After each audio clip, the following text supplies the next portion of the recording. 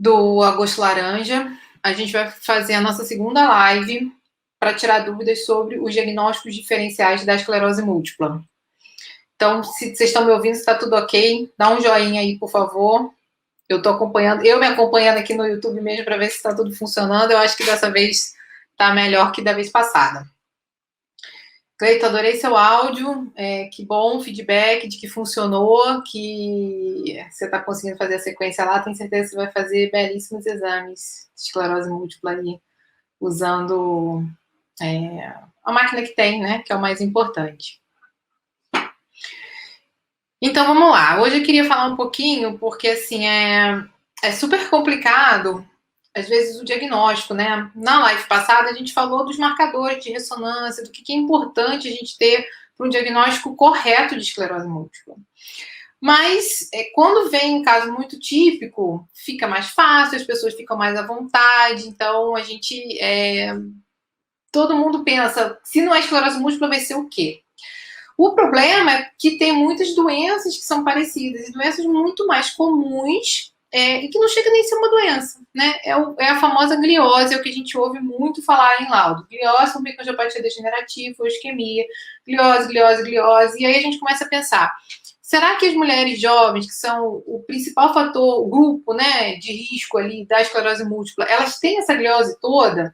E se tiver, a gente consegue diferenciar e ter mais certeza de que eu não estou dando, né, não estou perdendo esse diagnóstico? Muito importante. Quanto antes a gente começar o tratamento, melhor. Então, faz parte disso a gente tentar ser o mais precoce possível e buscar a maneira correta de ver a ressonância. Então, eu separei alguns casinhos aqui para a gente ver do que a gente não pode deixar de pensar como diagnóstico diferencial. Então, deixa eu compartilhar a tela aqui para a gente começar. Vamos ver se vai funcionar direitinho. Então, vocês estão vendo aqui direitinho, né? Esse exame de medula para a gente começar a entender algumas coisas que vão aparecer. Então, essa é uma paciente que veio jovem com uma queixa motora.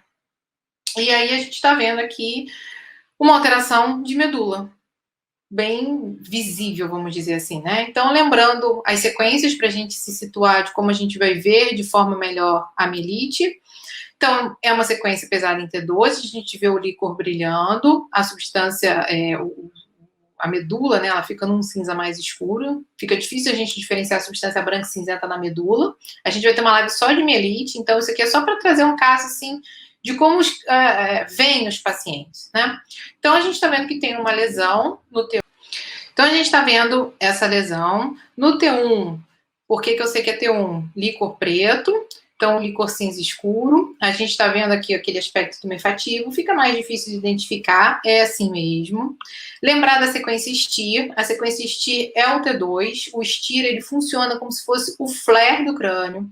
Então, quando a gente vê tá em dúvida, o T2 triple olha para o STIR, recorre a ele, cuidado que ele é uma sequência mais suscetível a artefato, esses artefatos pretinhos aqui que ficam no líquor, fora da medula, muitas vezes isso pode confundir se é a lesão, mas o que a gente quer ver, né, é a mielite em si. Então, e o que não pode faltar nunca no exame desse é o corte axial.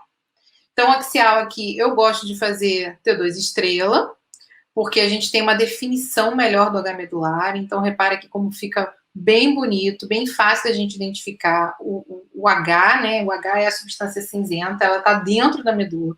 A substância branca está na periferia, ela brilha mais no T2. E aí a gente vai descendo e vai vendo onde que essa lesão está localizada. Então, a gente vê que ela está localizada, por exemplo, no cordão lateral esquerdo.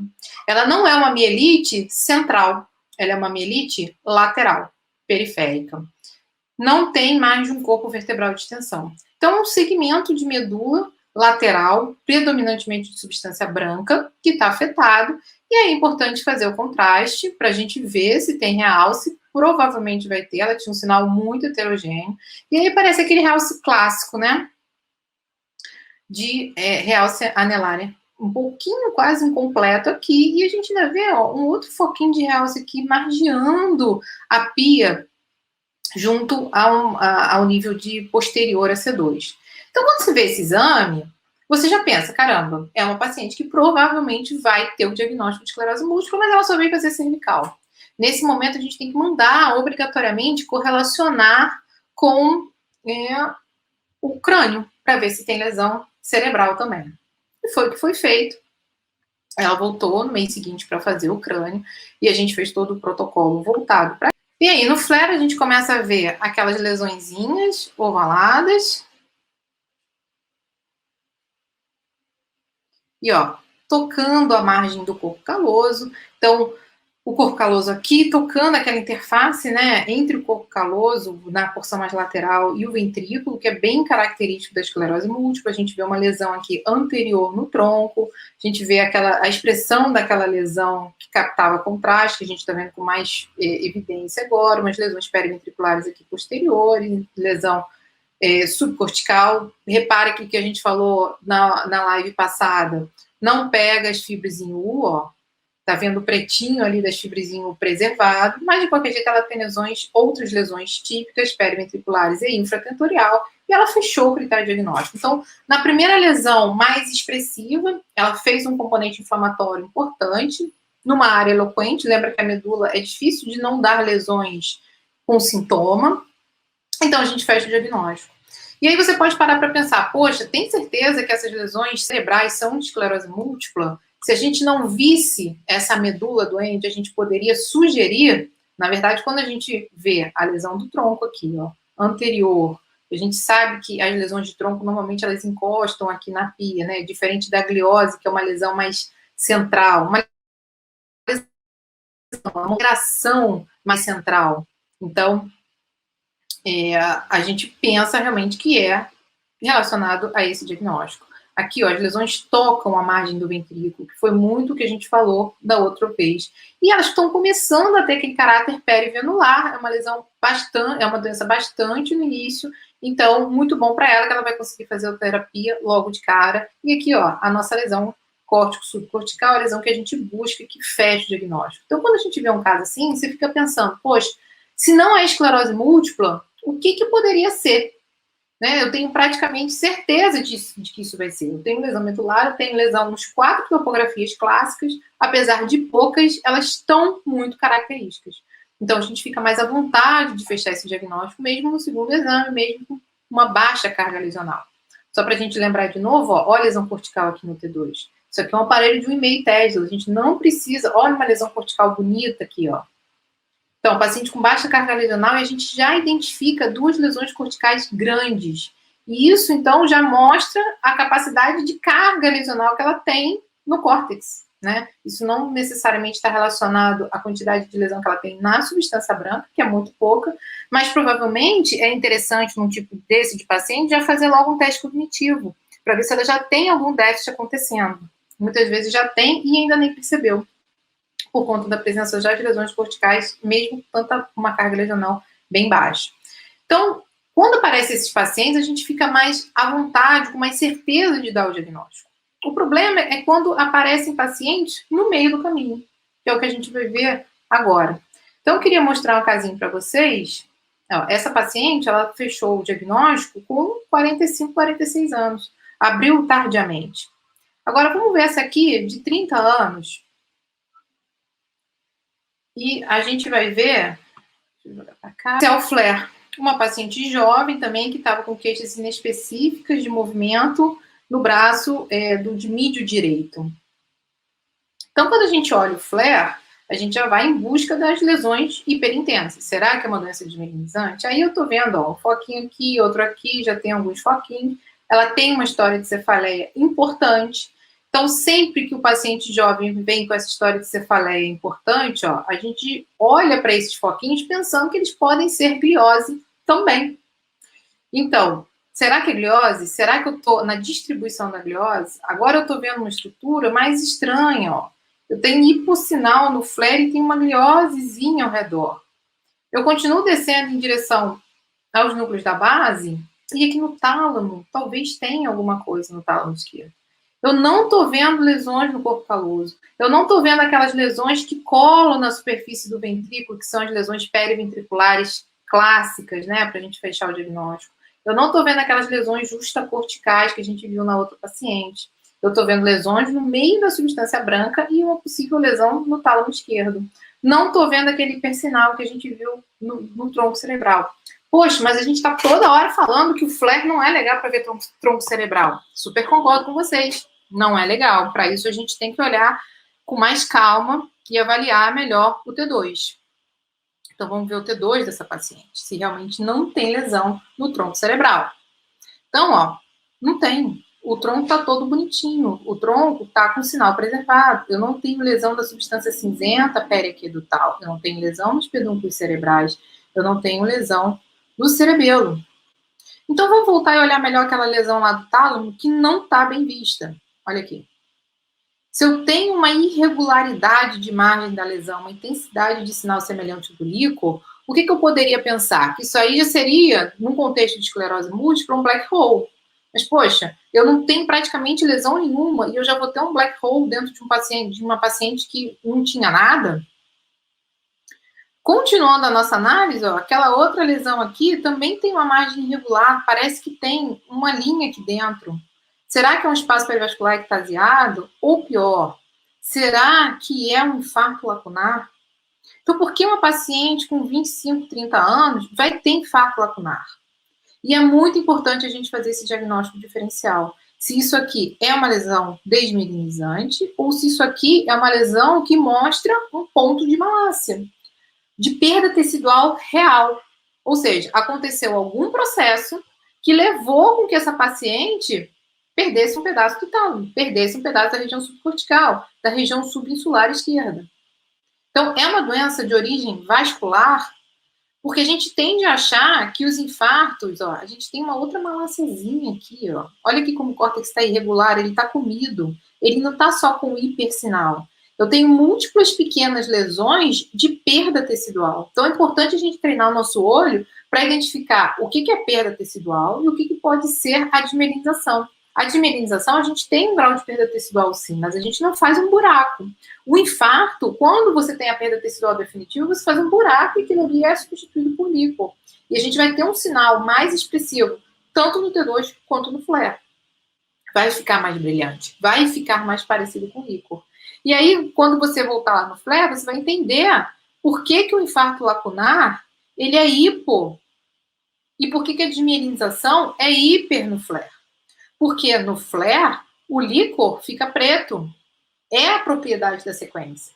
Então, se eu tenho uma área substituída por líquor, a minha tendência é que essa área fique preta igual ao líquor, cinza escuro igual ao líquor. E não a desmielinização, que você tem um processo inflamatório, você tem um aumento de água na localização da lesão, então você tem um processo hiperintenso e não hipointenso. Então, essa diferenciação, ela é meio que crucial para a gente identificar determinadas lesões, principalmente as lesões pequenas em pacientes jovens.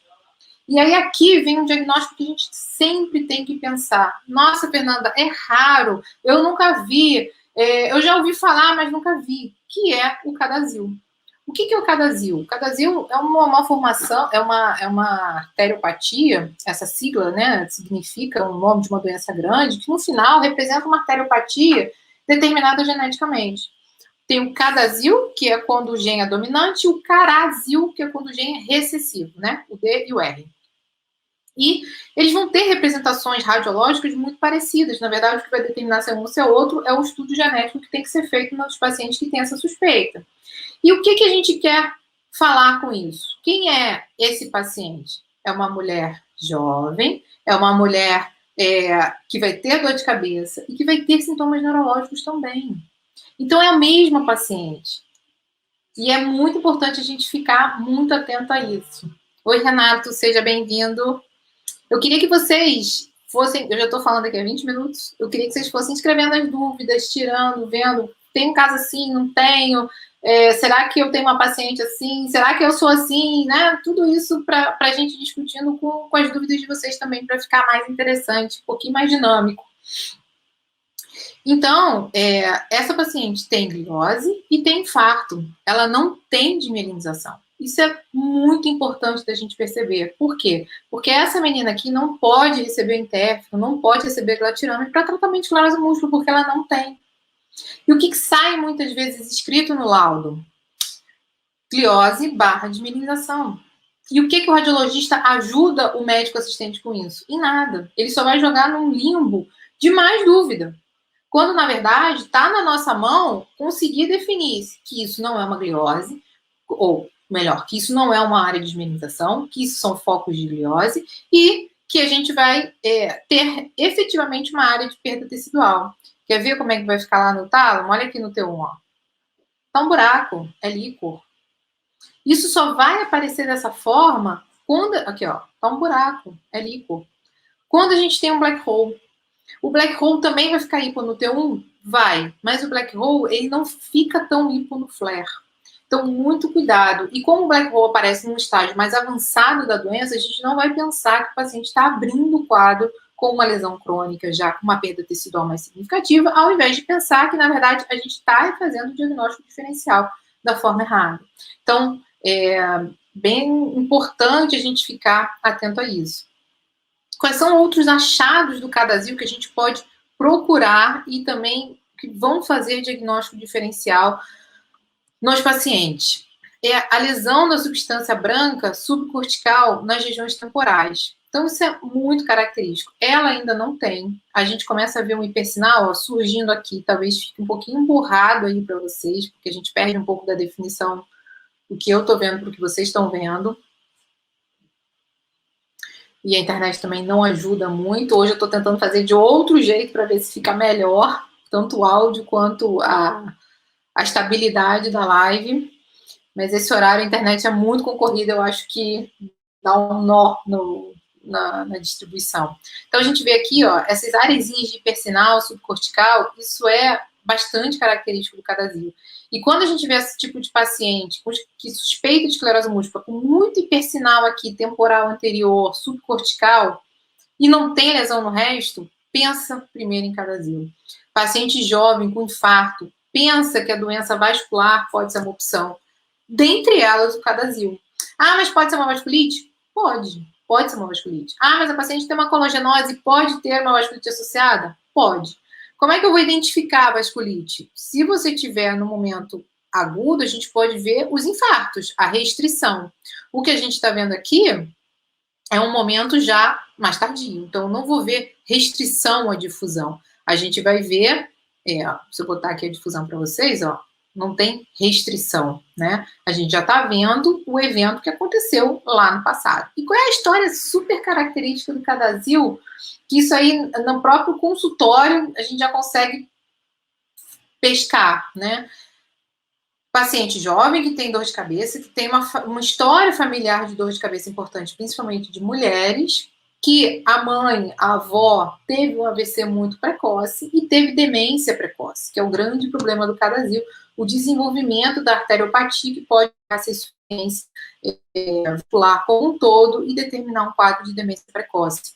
Um paciente com 40 e poucos, 50 anos, que já começam a ficar demenciadas e que vai ter que, obviamente, fazer o diagnóstico com Alzheimer lá na frente, se em nenhum momento da vida teve o diagnóstico de Cadazil, baseado nos múltiplos infartos lacunares que aparecem, baseado na gliose exuberante para a faixa etária e baseado nessa história de cefaleia, de enxaqueca importante ao longo da vida e com essa história familiar feminina positiva para tudo isso.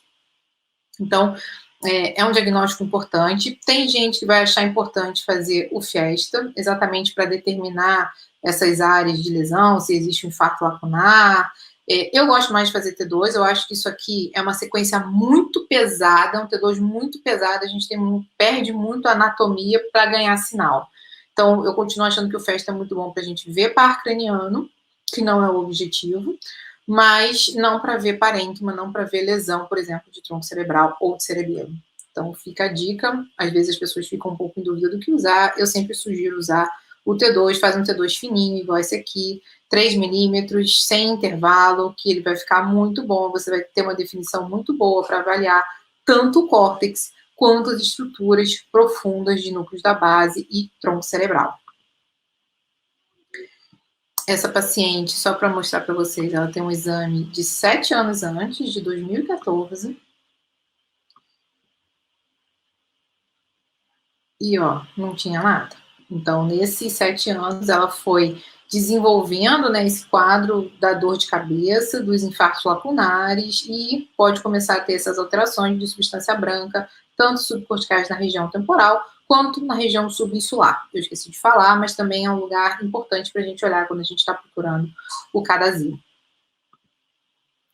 E o terceiro exemplo que eu queria trazer aqui para vocês é essa aqui, ó. Essa é uma paciente também já um pouco mais fora da faixa etária, frequência flare.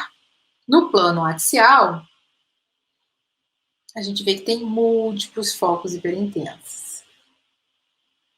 Oi, Cleiton, você conseguiu fazer com 2 milímetros e ficou bom? Poxa, legal, vou tentar fazer lá na minha máquina quinta-feira. Vamos ver, aí a gente ganha mais corte, a gente ganha mais informação. No aparelho de 1,5 isso é super importante, porque às vezes a gente não consegue fazer o 3D, né? Não é todo aparelho de 1,5 que tem 3D. Às vezes o 2 milímetros pode ficar um pouquinho ruidoso, então é o que tem que cuidar, né? Porque daqui a pouco tá quase um T2 3D. Tem alguns aparelhos mais novos que tem o T2 3D. É uma sequência que eu não gosto muito, ela fica meio pesada demais quando faz 3D. Fica entre um cis e um estira ali, às vezes fica muito escuro. Então, eu acabo que não uso de rotina o T2 3D. Eu gosto realmente de fazer fininho. Vou tentar essa tua dica aí dos 2 milímetros, já que não deu muita alteração de sinal ruído, para ver como é que fica aqui no protocolo também. E aí, voltando nesse caso, a gente está vendo aqui o flare. Então, começa a aparecer aqueles foquinhos, e aí foquinho, mulher com suspeita de desmielinizante, começa a se tornar, será que eu estou perdendo a lesão? Pois é, acabou ficando com 48 cortes, né? Bastante corte, vai ficar quase um 3Dzão aí. Mas que bom, assim, você vai ter com certeza uma varredura muito boa do córtex e vai possibilitar identificar as lesões corticais com mais facilidade, né? Agora é o pessoal que lauda junto contigo conseguir treinar o olho para realmente achar a lesão lá no meio do T2, mas fica bem bom de achar quando a sequência tá legal. E aí, então tá bom, protocolo de dança desmelinizante, a gente não fez flare 3D, vamos fazer um flare no plano sagital. E aí começa todo o problema do flare no plano sagital. Porque a gente acha que o que a gente faz no protocolo de crânio? Só axial. Quando a gente faz sagital, é porque a gente já pensou em ver as lesões da interface calo-septal, essas lesões.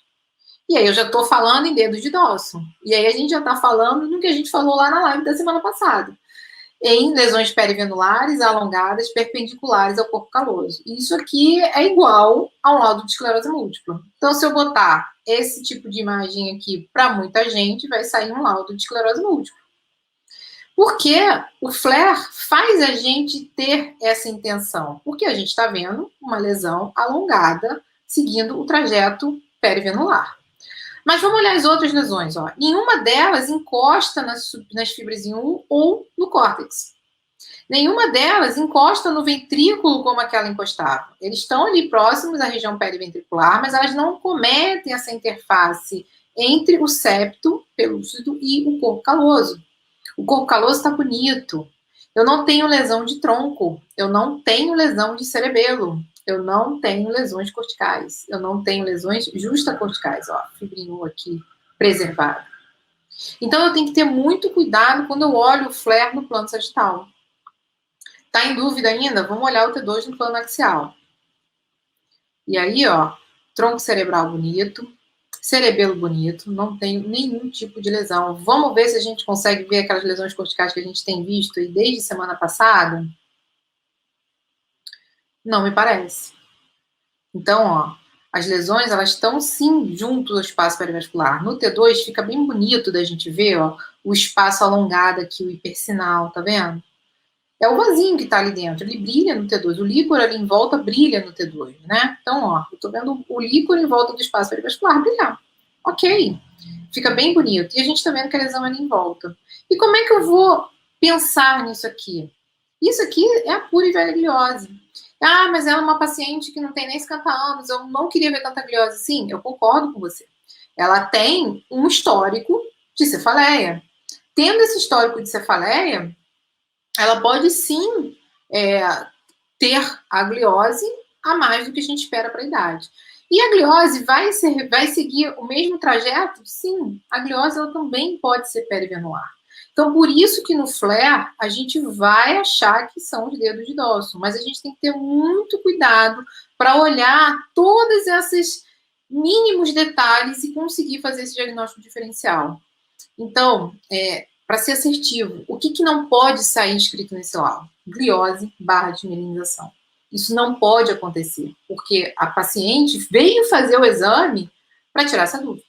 Provavelmente ela vai ganhar um exame de líquor. Se a banda vier negativa, o neurologista já fica um pouco mais confiante que não é. Se a banda vem positiva por algum outro motivo, aí vai confundir mais ainda. Então é importante a gente conseguir olhar para o crânio e definir se é ou não, se é gliose ou não. É difícil? É. Tem que treinar o olho? Tem. Mas todas essas dicas de localização são importantes. E a dica maior de todas, cuidado com flare no plano sagital. Esse aqui é o T1 no plano axial, então a gente vê que nenhuma daquelas lesões realça, ok, a gente já esperava isso. E ela acabou fazendo o neuroeixo. E aí, quando a gente vê o neuroeixo, ela não tem lesão nenhuma. Deixa eu botar a medula aqui para vocês, ficar assim. Ó, vou botar o STIR no plano sagital. Ai, fugiu de novo. Então, o STIR no plano sagital, ó, medula limpinha, já tem umas discopatias, umas alterações compressivas, enfim, próprias da idade, nada para a gente se preocupar ou achar algum problema maior, mas não tem o critério de localização. A única lesão que realmente eu posso ficar em dúvida é aquela. Aí me fizeram várias perguntas hoje lá no Instagram. Toda terça-feira eu vou abrir caixinha de perguntas para vocês tirarem dúvidas por lá também, para a gente responder aqui na live sobre o nervo óptico nessas questões, tanto do diagnóstico quanto da dúvida. Então é o seguinte, o nervo óptico, ele vai ser basicamente avaliado pela sequência STIR. Eu acabei de gravar um vídeo de protocolo de órbita, ele vai para o canal ainda esse mês.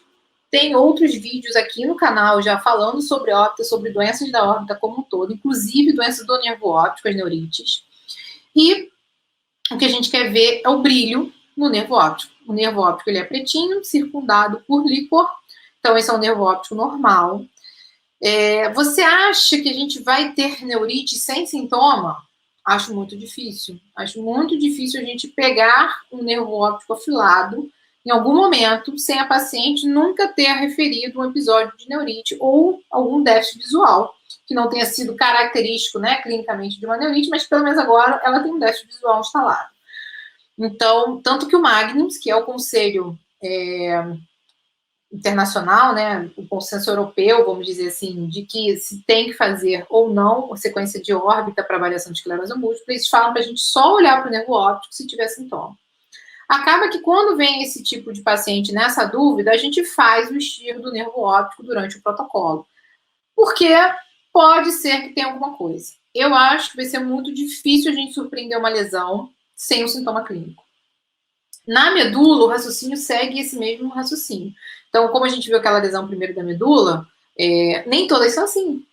Muitas são pequenas, muitos são pequenos sinais hiperintensos e elas vão surgindo nos pacientes que já têm muita lesão, que já têm muito sintoma. E aí pode ser difícil ele perceber uma nova alteração de sensibilidade, uma nova perda de força, alguma coisa muito sutil. De qualquer forma, é uma lesão nova que surgiu. E isso pode estar correlacionado a uma disfunção da medicação que ele está fazendo. Então, acaba que o Magnus também não recomenda você ficar realizando ressonância de controle de medula, isso foi uma outra pergunta que foi feita, mas a gente acaba fazendo e surpreendendo lesões por conta, às vezes, do acúmulo de tanta lesão e de tanto déficit neurológico que aquele paciente já tem. No nervo óptico, eu concordo mais com eles, é um pouco diferente.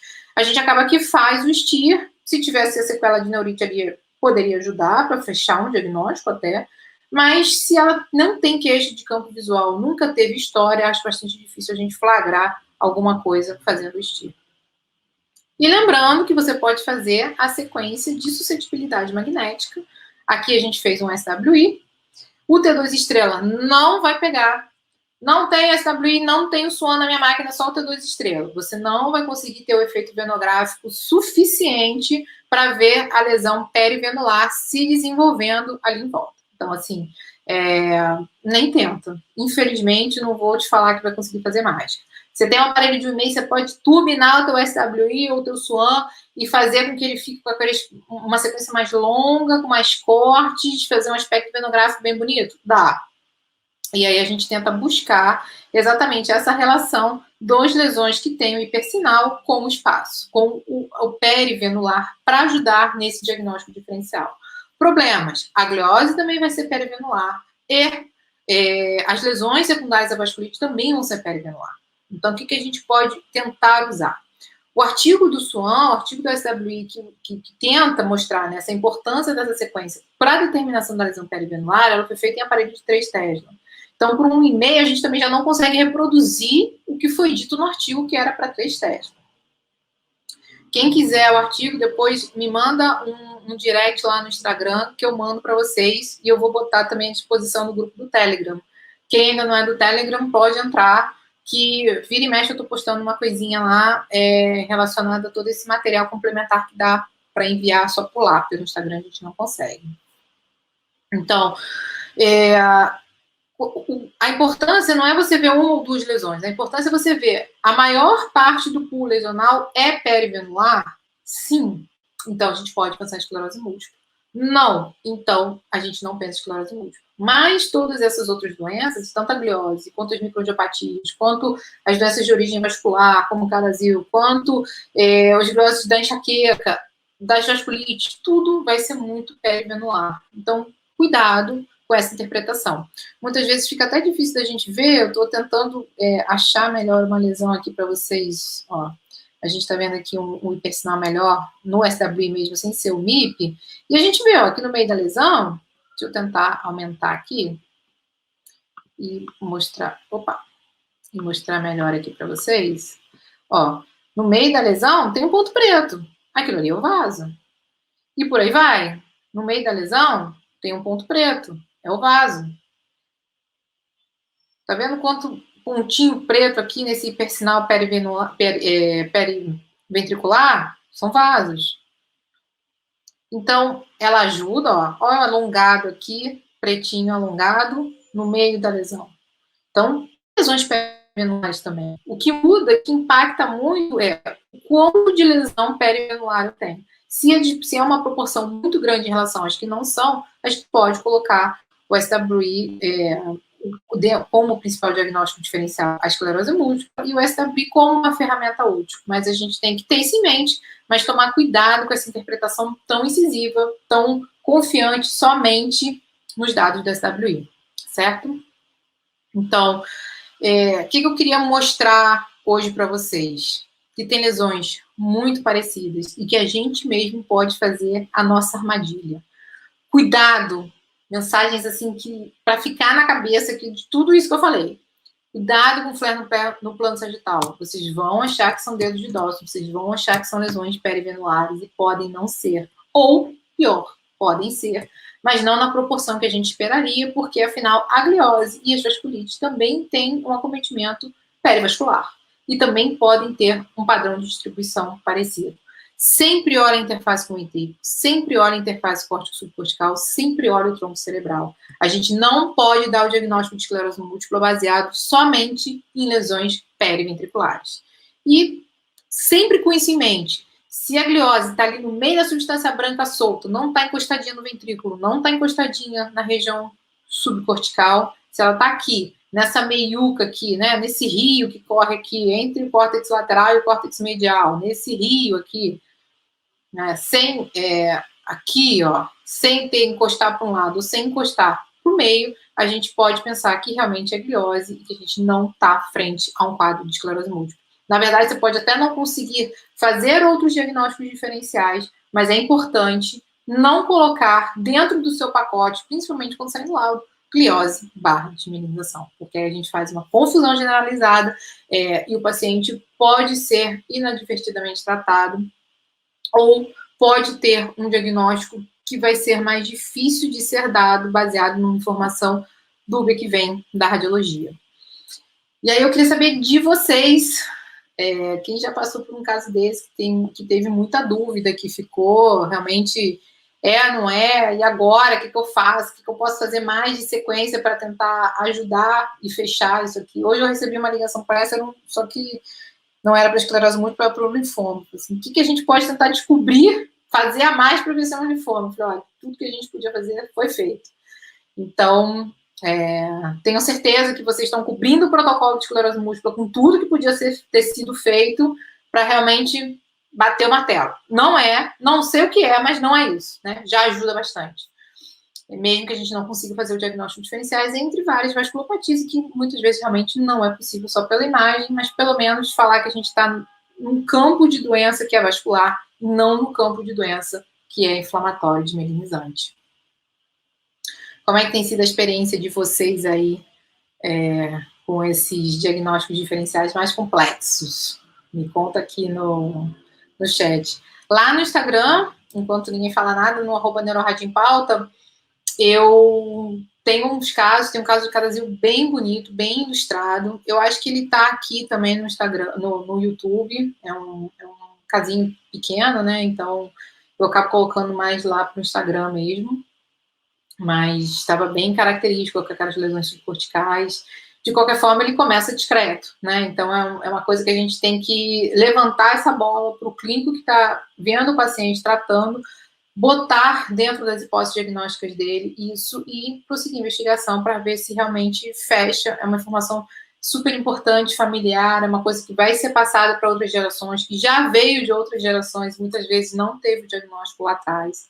Então, ficar sempre esperto. Os pacientes são muito semelhantes, as histórias são muito semelhantes, mas os desfechos e os tratamentos são bastante diferentes, assim como as etiologias. Bom, vou esperar mais um pouquinho aqui para ver se vocês fazem alguma pergunta, alguma dúvida. Muito bom ter vocês aqui. Lembrando que terça-feira que vem nós vamos estar aqui de novo, 6h30. Falamos já sobre o diagnóstico, hoje sobre o diagnóstico diferencial. Semana que vem eu acho que a gente podia falar sobre as mielites.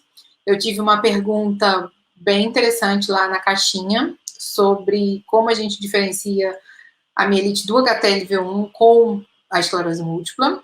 Pode ser difícil, principalmente em casos mais avançados, mas eu vou trazer aqui uns exemplos, né, principalmente de esclerose múltipla, de NMO, do que a gente tem que olhar, onde a gente tem que olhar, o que dá para a gente sugerir frente a um paciente com mielite que tem uma lesão desmielinizante, tá bom?